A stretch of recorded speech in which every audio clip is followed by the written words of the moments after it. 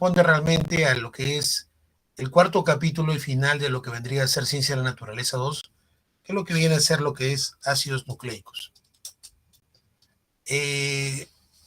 Como ustedes saben, los ácidos nucleicos en sí están conformados por azúcares, y estos azúcares se pueden obtener de una forma prebiótica, entonces antes del origen incluso de la vida, ¿no? Por eso es prebióticamente, a través de una reacción denominada la reacción de Formosa, que vamos a hablar a continuación.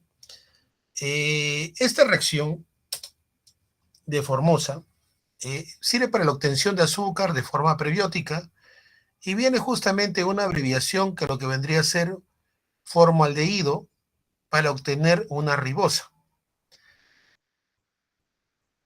En sí, esta reacción involucra la formación de azúcares orgánicas, perdón, de elementos orgánicos, y lo hacemos reaccionar para obtener cada vez elementos más grandes de carbono. Se va a iniciar la reacción con dos moléculas de formaldehído, condensándose para formar lo que vendría a ser el glicolaldehído. Este glicolaldehído posteriormente reacciona en una forma de una reacción aldólica con otro equivalente que es similar al formaldehído para formar lo que vendría a ser el gliceraldehído. Luego se produce una isomerización aldosa cetosa y que va a formar a su vez dos formas. La dihidroxiacetona, que a su vez va a transformarse en una ribulosa. Y posteriormente en una ribosa y una tetrulosa y una aldotetrosa, generando al final nuevamente un glicolaldehído, es decir, que al final todo esto es como diera una cadena consecutiva. La reacción de Formosa en sí consiste en sí lo que puede ser este resumen de esta diapositiva, en una polimerización del formaldehído a un pH mayor a 7, es decir, un pH básico, para formar lo que posteriormente vendría a ser una ribosa. La reacción en sí es autocatalítica. ¿Qué vendría a ser esta reacción autocatalítica? Es una reacción química en donde intervienen catalizadores. Aquí el catálisis en sí es el proceso por el cual aumenta la velocidad de una reacción química por la participación de justamente estos catalizadores, mientras que otros van a desactivar este catálisis conformando lo que vendrían a ser los inhibidores. Al final, lo que tenemos es un ARN, un ácido ribonucleico, o un ácido desoxirribonucleico. ¿Cómo formamos en sí las bases pirimidinas y purinas desde el punto de vista bioquímico? En la Tierra primitiva, para poder comprender esta diapositiva, el formaldehído en sí se hizo posible a través de una reacción en donde intervenía el CO2 o el monóxido de carbono en algunos casos con el gas hidrógeno. Creo que acá me está tapando un ratito la diapositiva. Voy a calar un poquito acá esto para que se pueda entender. Ya.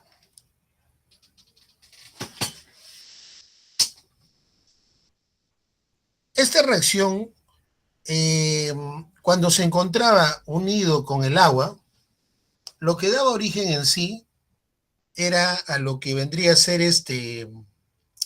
¿cómo puedo explicarles? A ver. En cadenas de azúcares que cada vez eran más grandes de 5 a 6 carbonos. Es decir, que las moléculas, vamos a poner acá, de metano más de hidrógeno se formaba a partir...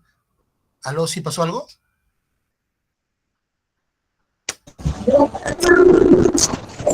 ¿Algo pasó, jóvenes?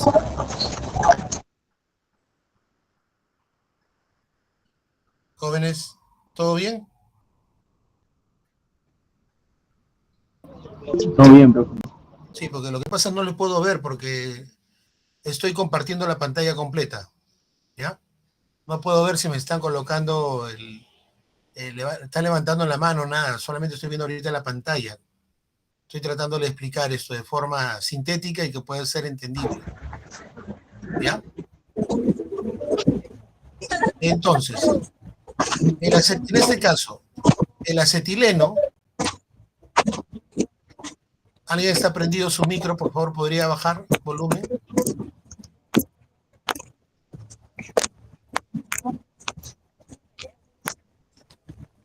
Por una reacción de ultravioleta y unido al agua, alguien está con el micrófono prendido. Va a tener que...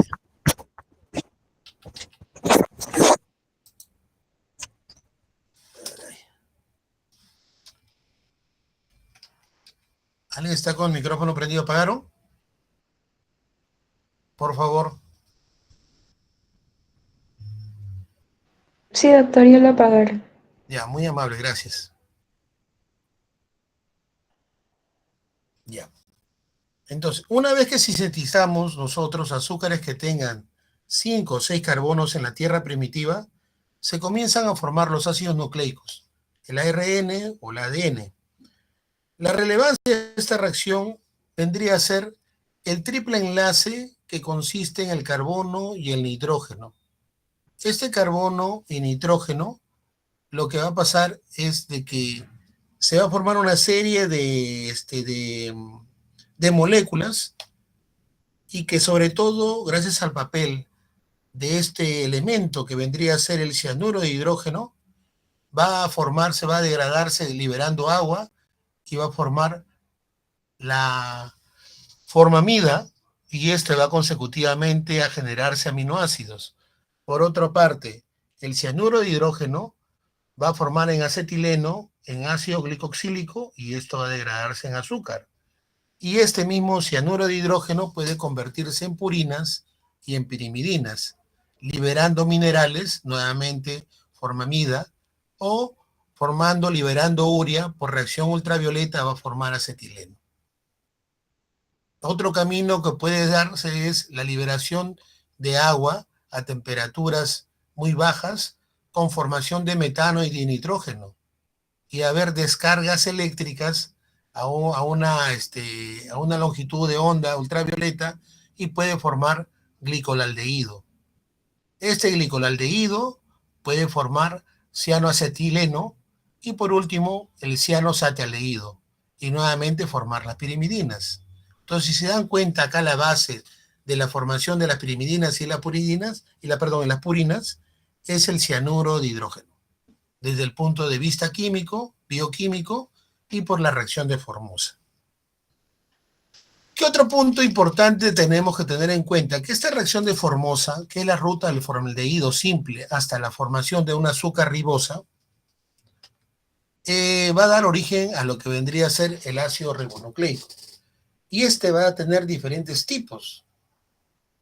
Por ejemplo, tenemos el ácido ribonucleico mitocondrial, el ácido ribonucleico de transferencia, el ácido ribonucleico ribosomal, el ácido ribonucleico PIWI, el ácido ribonucleico de interferentes cortias, o sea, corto o interferente, el ácido ribonucleico nuclear pequeño, nucleolar también pequeño, entramos el ácido ribonucleico circular y los microARNs. Esta hay una relevancia importante en que el ácido ribonucleico circular tiene una relación directa con la formación, a su vez, del microARN. ¿Y por qué es importante esta parte que quizás puede ser engorrosa? Porque la literatura nos muestra la presencia de el rol que juegan los microARNs en la formación, el desarrollo de nuestra pieza dental. Se ha hallado de que existe un eje regulante entre el ARN circulante o circular y el microARN. Este microARN va a participar en eventos como el desarrollo de procesos celulares, como la conformación en sí celular, la formación de células odontogénicas, la formación de hueso mediante células osteogénicas y a su vez en la pérdida ósea y tejido blando. Si hablamos de pérdida ósea y tejido blando, estamos hablando de una enfermedad que ataca justamente el sistema de soporte del diente conocido como la enfermedad periodontal. Entonces, el microARN participa tanto en procesos de generación celular, de pérdida ósea y tejido blando y además en la regeneración. Entonces nosotros podemos ver que este microARN está sumamente ligado con células madre de la pulpa dental, conocido como DPSC, y células madre del ligamento periodontal. El ligamento vendría a ser, o algunos dicen membrana también periodontal, es el espacio en sí que está ocupado por esta membrana o ligamento que se encuentra entre el diente y el hueso alveolar. El diente en sí no está pegado al hueso, sino está suspendido y soportado por diversas estructuras ligamentosas o membrana en sí que lo conforman. Es decir, que estos elementos presentan células madre que tienen relación directamente con el microARN. Y a su vez, sabemos que existe el esmalte, debajo del esmalte la dentina, e internamente tenemos la pulpa dental. Esta pulpa dental va a tener presencia de células madre propias de la pulpa y que están relacionados justamente con esta formación de microARN. Desde el punto de vista nuevamente bioquímico, vamos a ver algunas posibles fases del origen de la vida celular. Para eso tenemos que ver que se va a dividir en dos fases, una fase T y una fase K. La fase T es en sí una estabilidad termodinámica, mientras que la fase K vendría a ser la parte cinética. Entonces, la primera es como algo estático o estable y la segunda en movimiento. Aquí en la fase cinética aparecen los sistemas lejos del equilibrio y se corresponden con la cinética dinámica, es decir, continuamente van a generarse procesos. En esta fase no existe el equilibrio por presentar múltiples reacciones. Se va a iniciar con elementos desde el punto de vista astroquímico, en donde va a haber presencia de moléculas orgánicas que vienen derivados de meteoritos y cometas. Además, la química atmosférica dice que va a haber presencia del cianuro de hidrógeno, como vimos hace un momento, que era el que formaba las pirimidinas y las purinas, y derivados compuestos tanto de carbono y nitrógeno. Posteriormente, la geoquímica nos va a proporcionar metales, fósforo, azufre y condiciones físico-químicas, lo que va a dar origen a la química prebiótica, que es lo que hablamos anteriormente, con la formación de nuevas moléculas orgánicas y catalizadores. Esta química prebiótica va a tener una serie, como le dije, de un evento catalítico, en donde se va a promover la autocatálisis, va a haber un prometabolismo, va a haber un elemento replicador y va a haber un elemento formado por membranas. Va a haber una evolución biológica y una evolución química. Esta evolución química va a tener una característica que va a tener la inhomogenicidad, en la que a pesar de su aparente homogeneidad que tiene esta fase, sus propiedades pueden variar en ciertas ubicaciones del espacio. Por ejemplo, la composición del aire, aunque se vea una mezcla homogénea de gases, puede cambiar, depende de la altitud. Va a existir también lo que decimos una homoquiralidad. Esta homoquiralidad se refiere a la propiedad de un grupo de moléculas que tiene la misma quiralidad. ¿Qué cosa quiere decir? Que una sustancia se dice que es homoquiral si todas las unidades son semejantes o son moléculas a la misma forma que se presentan. Por ejemplo, la mano derecha con la mano izquierda son de forma similar, es como si estuviera viéndose en un espejo. Después tenemos la diversidad funcional y el catálisis cruzado. Además, va a haber también una evolución biológica, que va a haber etapas probiontes, donde estos son consideradas las primeras estructuras y formaciones de moléculas orgánicas que pudieron haber evolucionado en los primeros seres vivos, dentro de los niveles de complejidad biológica. Estos probiontes se consideran los precursores de la vida celular. Esto es muy importante que usted lo conozca, ¿ya? Pero además existe la presencia de un progenota. Esto se le dio el nombre a la primera célula que existió, las células de las cuales se formaron todas las otras células al inicio de la vida. Entonces, debemos saber diferenciar lo que es un probionte y un progenota. Hablemos ahora de los ácidos nucleicos en sí. Para eso, hablemos del origen. Y hablar del origen nos dice que justamente estos ácidos nucleicos nos dicen que la vida deriva del espacio. Y hablamos acá de la teoría de la panspermia, o que la vida en todo depende del universo. Esta hipótesis refleja de que la vida existe en todo el universo y está distribuida por el polvo espacial, es decir, por medio de los meteoroides, asteroides, cometas, platenoides, hasta inclusive que existieron naves espaciales que transportaban contaminación no intencionada, pero que era dada por microorganismos, ¿no? Existía presencia de meteoritos y que continuamente se desplazaba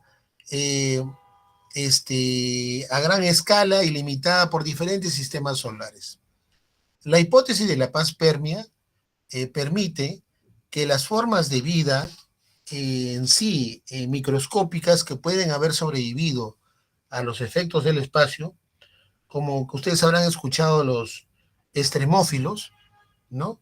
Pueden quedar atrapados en los escombros expulsados del espacio después de colisiones entre planetas y pequeños cuerpos del sistema solar que albergan vida. Algunos organismos pueden estar inactivos durante un periodo de tiempo prolongado antes de colisionar aleatoriamente con otros planetas o mezclarse con algunos discos considerados protoplanetarios, ¿no? Entonces, fragmentos del meteorito, perdón, vamos a ver si puedo pasar, que cayeron de la Tierra pueden haber contenido los primeros bloques de vida. Es decir, el comienzo de toda la vida de la Tierra no fue en sí en la Tierra, sino, como se sabe, el código genético está constituido por hebras que se encontraban, podríamos decir, entrelazadas, ¿no? Tanto en el ADN como autoenlazada, como ocurre en el ADN, en el ARN. El comienzo, en todo caso, que podemos decir de la vida en la Tierra, es decir, en la Tierra primitiva, como se habló hace un momento, las nucleobases que lo componían se emparejaban para formar primero lo que vendría a ser el ARN, considerado el más simple, y de esta manera se inicia el proceso de replicación que fue ocurrido de una forma casi perfecta. Este cambio evolutivo, si podemos decirlo, concluiría con la formación o la conformación del ser humano. Se ha llegado a la conclusión, jóvenes, de que los cometas, ustedes saben, son rocas heladas como residuos de la formación de planetas, ¿no? Pero a diferencia de los asteroides, tienen una ligera variación. Si consideramos planetas, meteoritos, cometas y asteroides, hay una ligera variación, ¿no? De las 5 nucleobases, o sea, ustedes saben, la adenina, citosina, uracilo, timina y adenina, solo se han hallado en los meteoritos justamente estas 3, la adenina, la guanina y el uracilo. Pero no se habla de indicios tanto de citosina como de timina, que vendrían a ser las pares de bases complementarias tanto del, podríamos decir, guanina-citosina y adenina-timina en el ADN. Se considera en sí que la citosina se dice que se descompuso rápidamente para producir una nucleobase que vendría a ser el uracilo, considerado que el amoníaco se encuentra comúnmente en nuestro planeta. Por otro lado, ya tuvimos a la citosina, ahora tenemos a la timina. La timina en sí se descompone en presencia de ¿cuándo? Del peróxido de hidrógeno. Y este peróxido de hidrógeno se encuentra presente dentro de los cometas. Entonces, al estar presente dentro de los cometas, lo convierte en un posible, este vendría a ser el peróxido, un posible culpable de destruir cualquier indicio de timina que se haya formado. Entonces, ante este problema solo se hallaron adenina, guanina y uracilo para la formación de lo que vendría a ser el desarrollo de la vida en nuestro planeta. Así tenemos nosotros que se desarrollaron una serie de aminoácidos que se consideran extraterrestres, que no se encuentran aquí en la Tierra.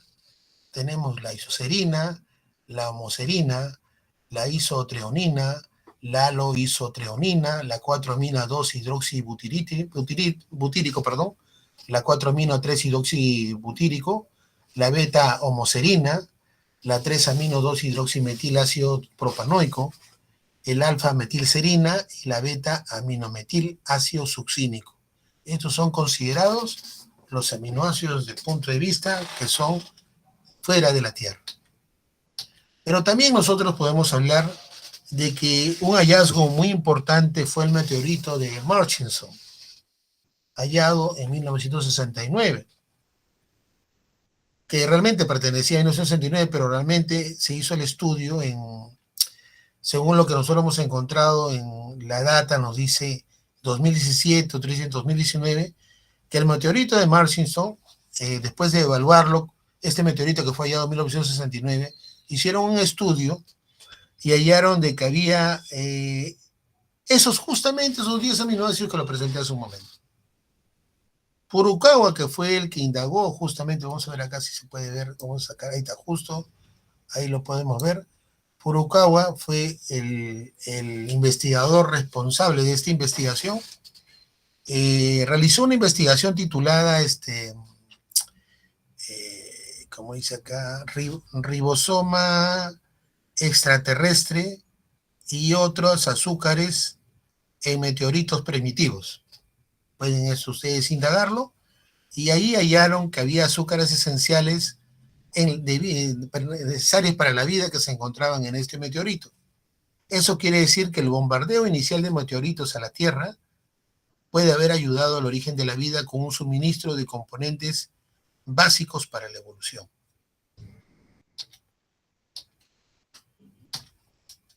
¿Qué pasó acá? Deja presentar.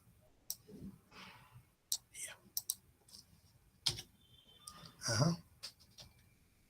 Este fue el modelo que realizó Yoshimuro Furukawa sobre el modelo de la estructura molecular de la ribosa encontrado en el meteorito. Hablemos ahora de las bases nitrogenadas. La primera base nitrogenada hallada, o mejor dicho, nombrada en este momento, es la adenina. Y la adenina tiene un peso molecular de 135.13 gramos por mol. Viene del término adén, o de páncreas, ¿ya?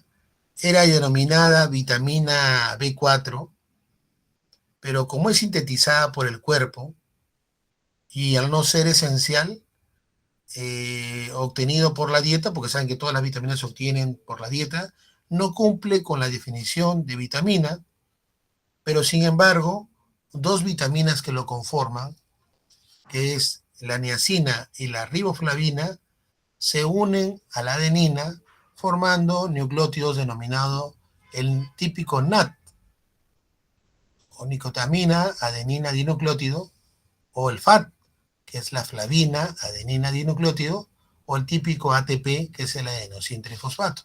Entonces, por estos nucleótidos es que a veces se tergiversó el nombre de considerarlo al inicio como una vitamina.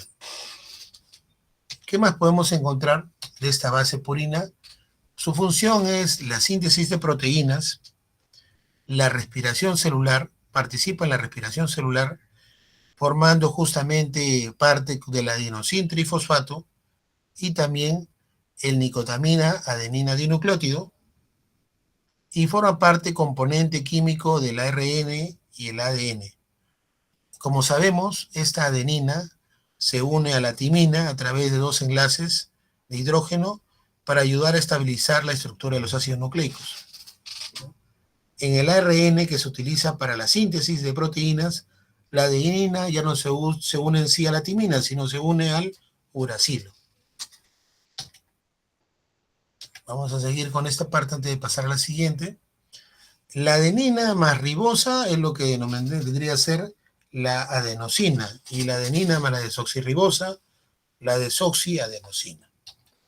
Desde el punto de vista del significado clínico, la adenina lo podemos encontrar en problemas que atacan el tejido de soporte de nuestra pieza dental. Así tenemos que en el ADN encontramos la DNA adenina metiltransferasa, que vendría a ser un compuesto que regula la expresión de genes de virulencia, es decir, aumenta la patogenicidad de un microorganismo propio de la enfermedad periodontal. Enfermedad periodontal es la enfermedad que justamente afecta a las encías de la pieza dental, todo el elemento de soporte. Aumenta la virulencia del germen conocido antiguamente como Actinobacillus actinomycete comitans y que en la actualidad se llama Agregatibacter actinomycete comitans. Esta virulencia aumenta en el microorganismo y puede producir enfermedad periodontal conocida como periodontitis, y también está relacionada a enfermedades sistémicas como la endocarditis infecciosa, la meningitis, e inclusive está relacionado con infecciones de la piel.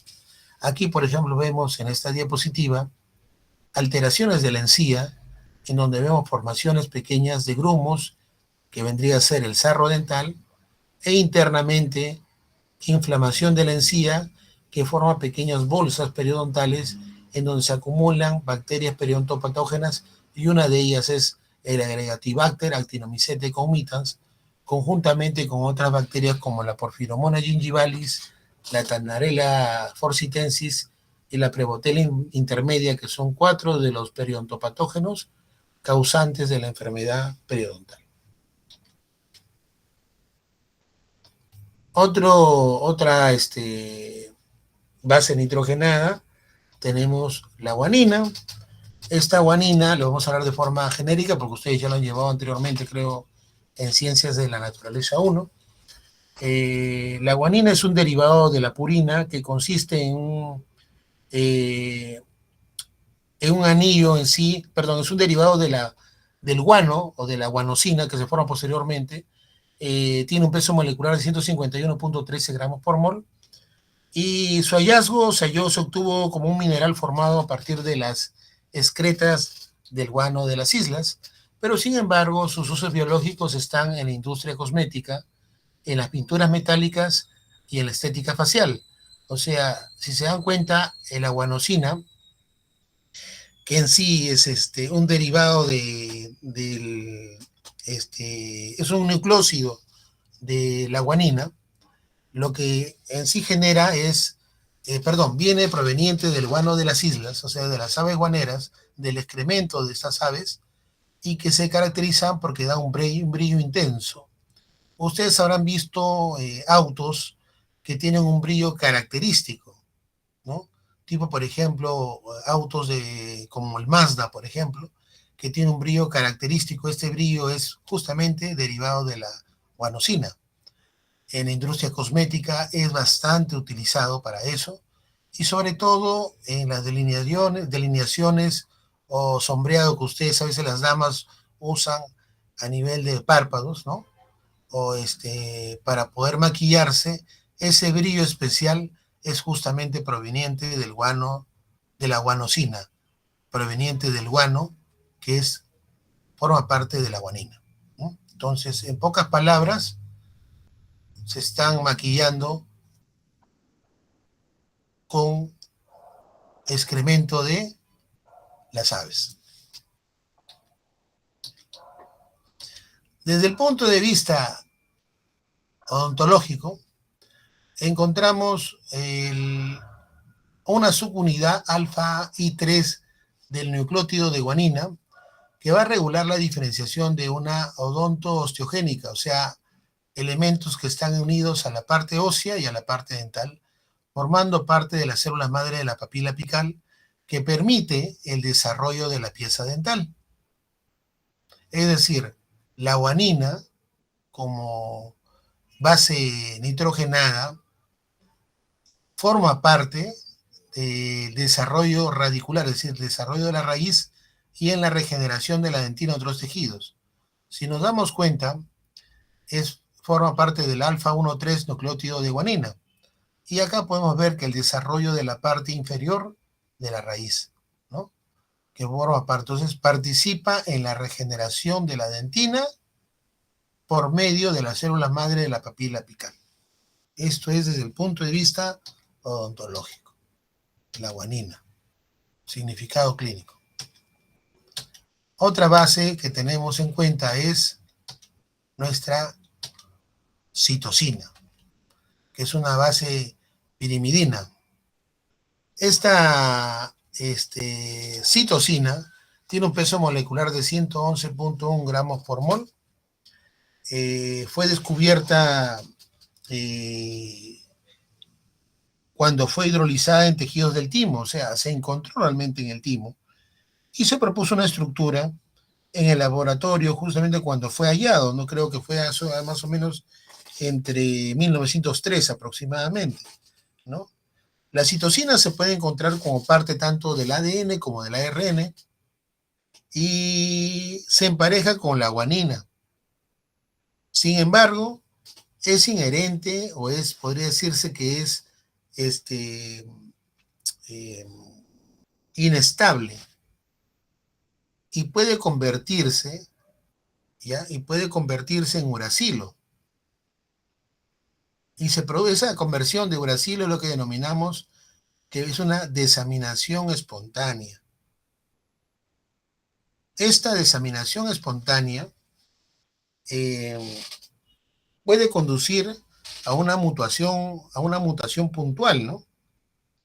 Si no se repara por las enzimas reparadoras del ADN como la uracilo glicosilasa, que tiende a dividir o eliminar el uracilo del ADN, porque no puede estar presente este uracilo en el ADN. Sí puede estar presente en el ARN, pero no en el ADN.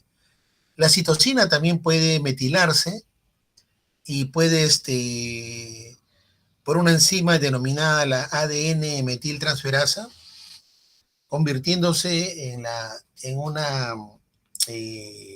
un producto denominado la 5-hidroximetilcitosina, ¿no?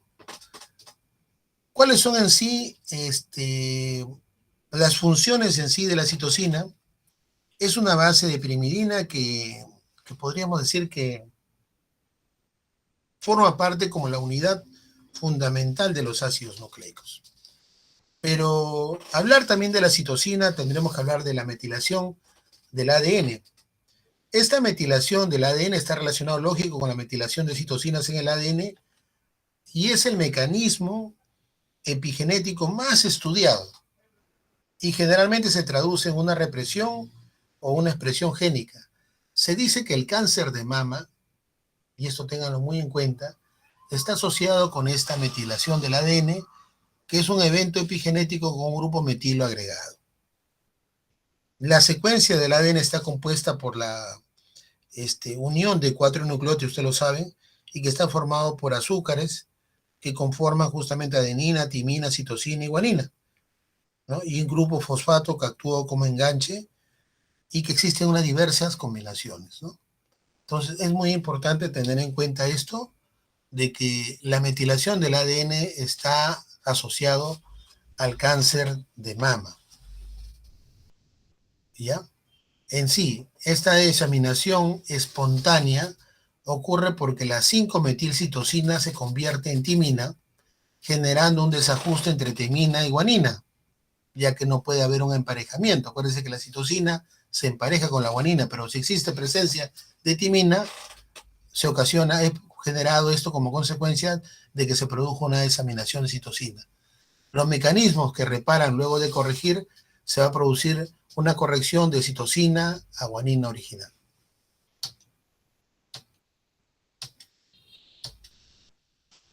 Otra base hidrogenada es la timina, cuyo peso molecular es de 126.1 gramos por mol, y su nombre justamente se debe a que fue hallado en el timo de los terneros. Como se sugiere, puede derivarse de la metilación en sí del uracilo en el quinto carbono, ¿no? Pero lo que nosotros tenemos acá que tener en cuenta, algo muy importante después de toda la parte que pueden encontrar bibliográfica, es la formación de unos elementos que se denominan KINs, que es considerada una de las mutaciones muy comunes del ADN. Esto que involucra la presencia de dos timinas, o puede haber dos citosinas adyacentes. Esta presencia que se observa en luz ultravioleta puede formar dímeros de timina causando retorcimiento, o sea, de la molécula de ADN, lo que a su vez se traduce en una inhibición de la función normal.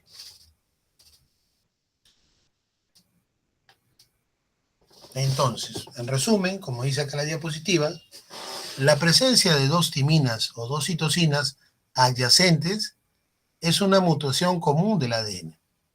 En presencia de una longitud de onda de luz ultravioleta, puede formarse dímeros de timina, causando KINs en la molécula de ADN e inhibiendo la función normal del ADN. ¿Qué cosa quiere decir esto? Si ustedes están expuestos continuamente a luz ultravioleta, lo que va a generar es esta mutación, esta alteración en la conformación de la timina y de la citosina. Cuando yo les pregunte qué es lo que puede generar la excesiva exposición a luz ultravioleta, usted lo que tiene que responder es la presencia de KINs. Y KINs vendría a ser la presencia de dos timinas o dos citosinas adyacentes en una mutación común del ADN, lo que va a generar una inhibición de la función del ADN respectivo.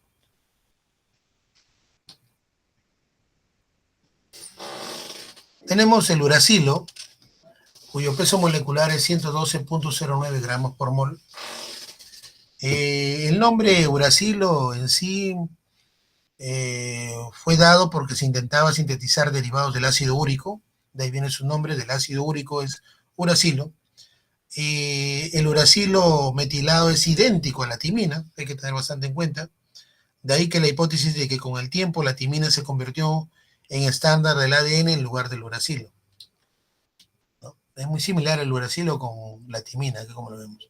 Sus usos tenemos el uricin, difosfato de glucosa, regula la conversión de galactosa en glucosa en el hígado y va a utilizarse en la biosíntesis de polisacáridos, ¿no? El uracilo, y también utilizado en la desintoxicación de muchos carcinógenos.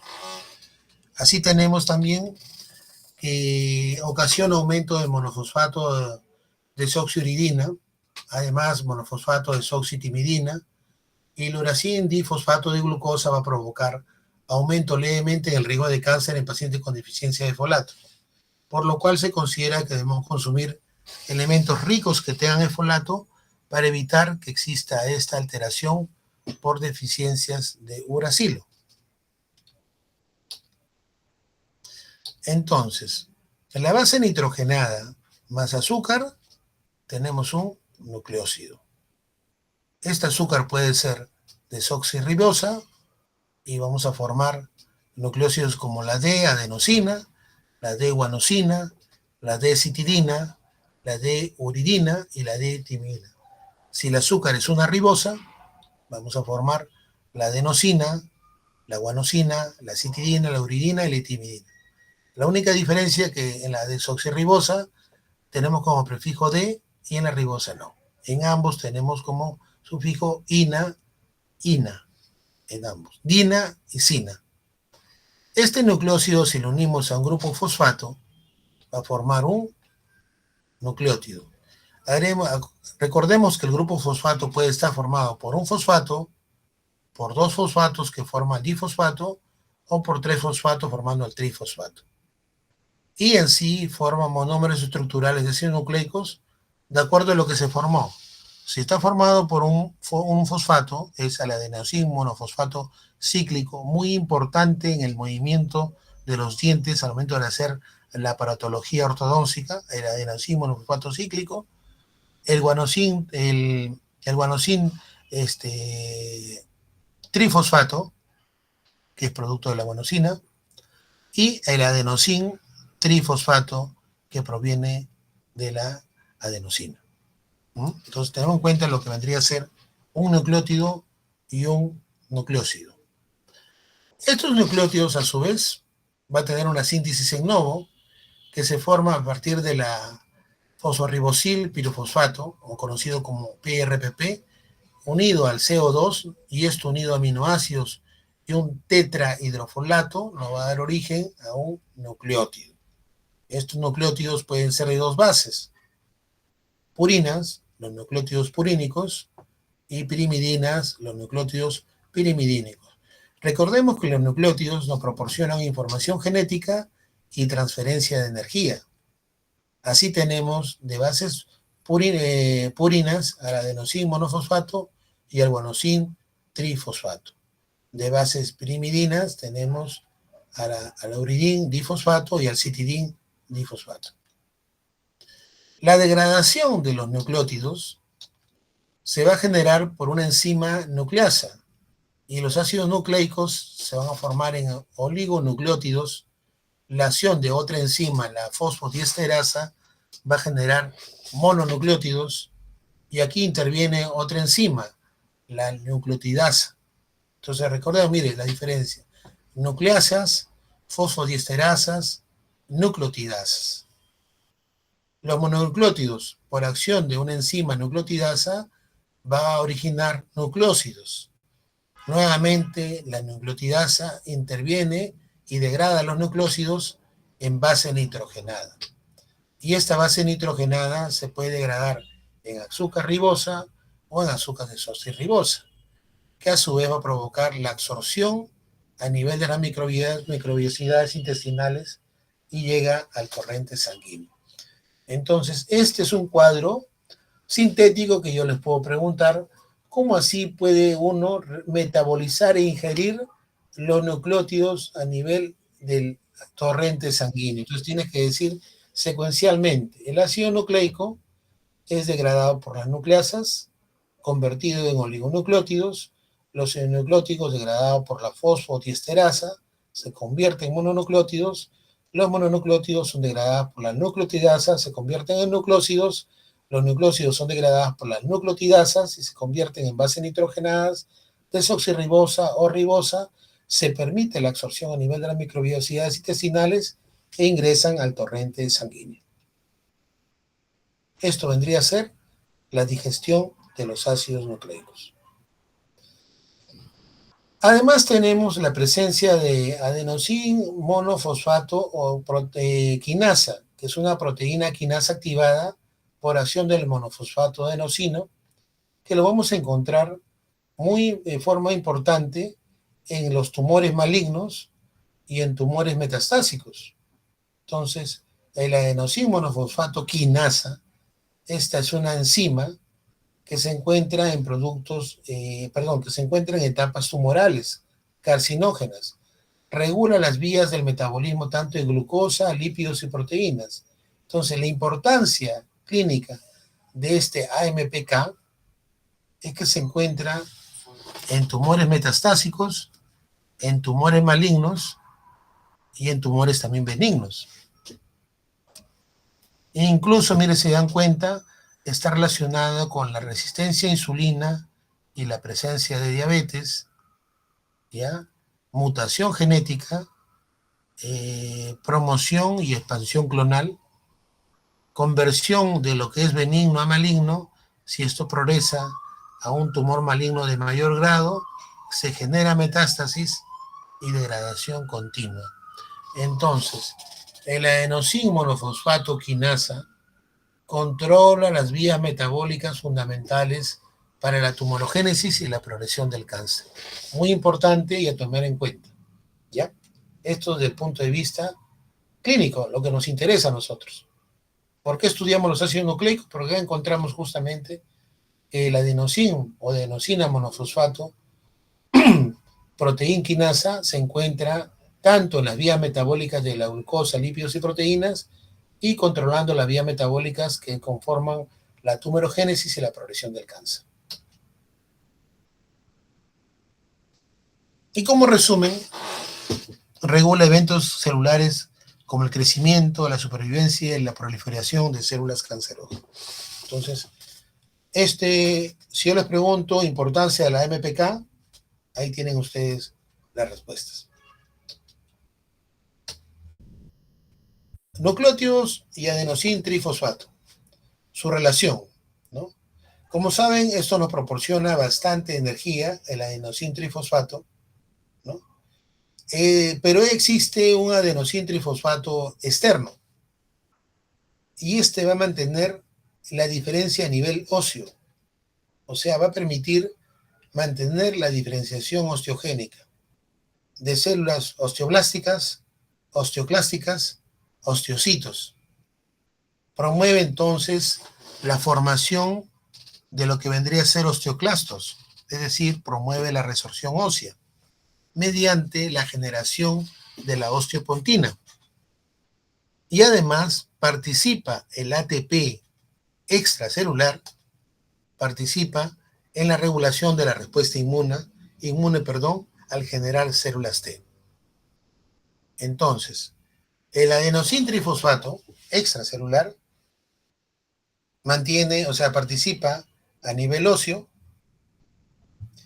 formando la diferenciación osteogénica, en la resorción ósea, formando la expresión de osteopontina, y en la expresión inmunológica o respuesta inmune, generando células T.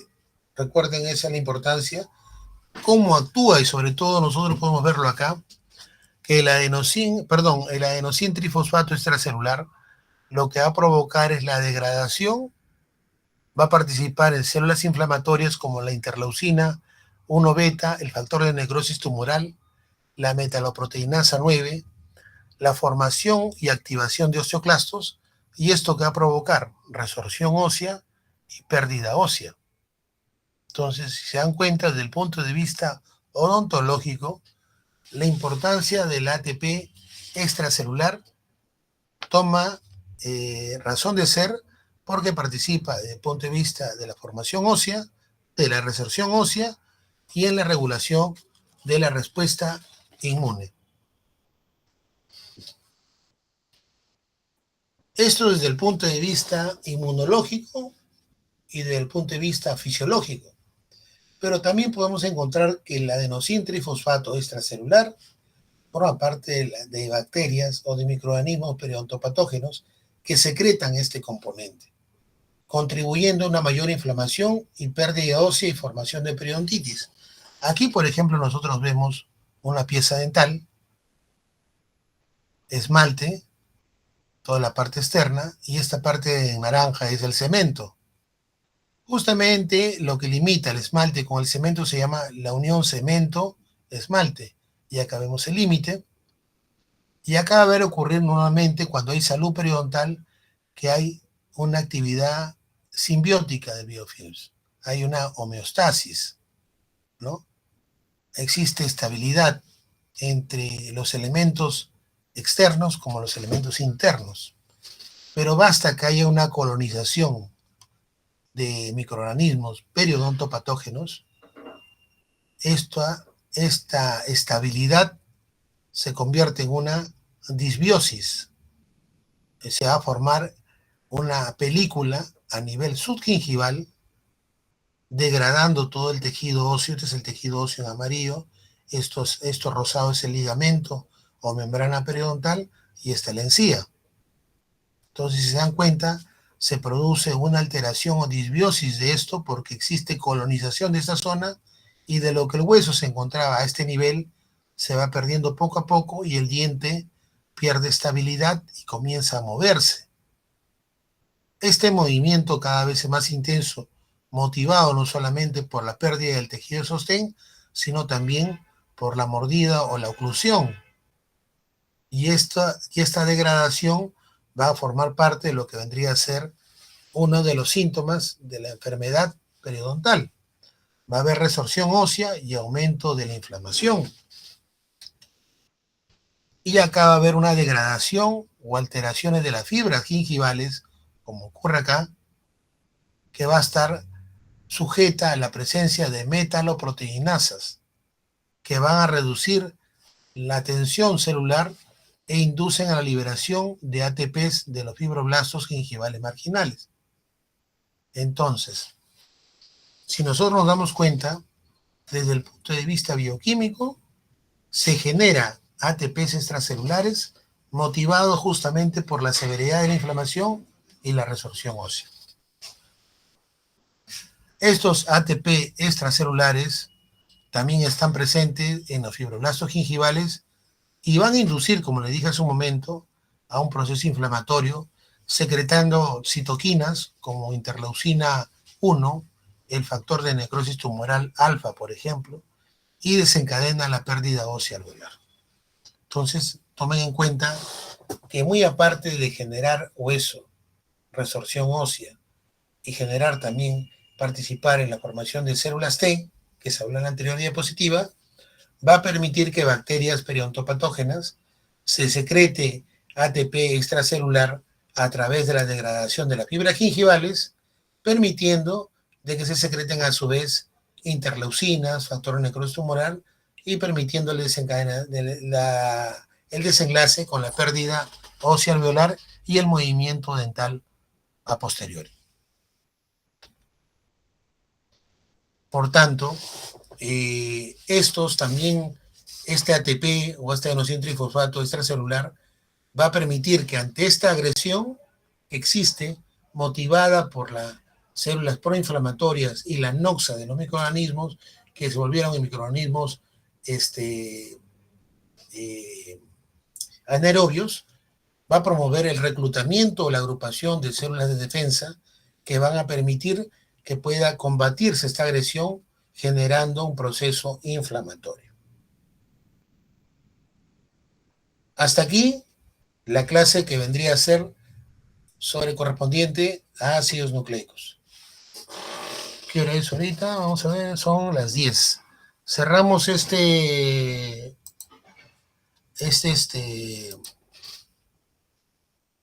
Meet y entramos al Meet que les envié, que es el número 2. Gracias.